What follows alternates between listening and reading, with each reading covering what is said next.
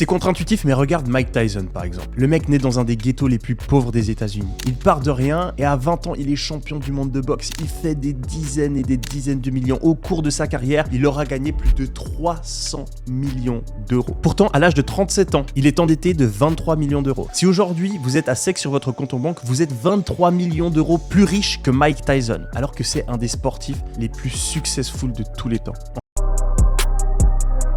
L'argent, c'est comme un enfant de 8 ans dans un supermarché. Si tu fais pas extrêmement attention, tu risques de le perdre. Faut que tu fasses plusieurs trucs. Premièrement, faut que tu le surveilles. Tu peux pas le quitter du regard trop longtemps. Tu dois savoir combien tu gagnes tous les mois. Quand est-ce que tu reçois tes virements? Comment est-ce que tu dépenses? Combien tu dépenses? Dans quoi? Et si tu fais pas attention à ça, ton argent, tu vas le perdre bêtement. Et puis, c'est aussi important de réaliser que la meilleure manière d'éviter de perdre un gamin dans un centre commercial, c'est de l'occuper. S'il est en train de jouer sur son téléphone à côté de toi, par exemple, c'est très peu probable qu'il se perde dans les rayons. Et avec l'argent, c'est exactement la même chose. Si ton argent, il est pas occupé, s'il est pas en train de travailler, s'il est pas investi, c'est extrêmement probable que tu le perdes, qu'il fuit ton compte en banque et que tu le dépenses dans des conneries.